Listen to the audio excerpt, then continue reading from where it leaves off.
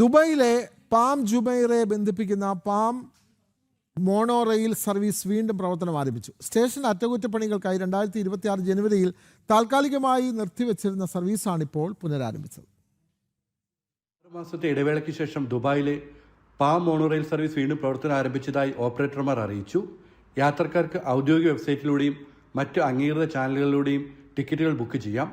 Service നിർത്തിവച്ചിരുന്ന കാലയളവിൽ palm ജുമൈറിലേക്ക് തിരിച്ചുമുള്ള യാത്രയ്ക്കായി Dubai roads and transport അതോറിറ്റിയുടെ ഹല ടാക്സി സേവനം ഉപയോഗിക്കാൻ താമസക്കാർക്കും വിനോദസഞ്ചാരികൾക്കും നിർദ്ദേശം നൽകിയിരുന്നു. 5.5 കിലോമീറ്റർ ദൈർഘ്യമുള്ള പാം മോണോറെയിൽ പാം ജുമൈറിയിലെ ഏക പൊതുഗതാഗത സംവിധാനമാണ്.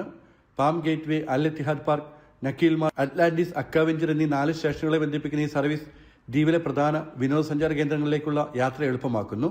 യാത്രയ്ക്കിടെ പാം ജുമൈറിയുടെ മനോഹരമായ കാഴ്ചകളും ആസ്വദിക്കാം.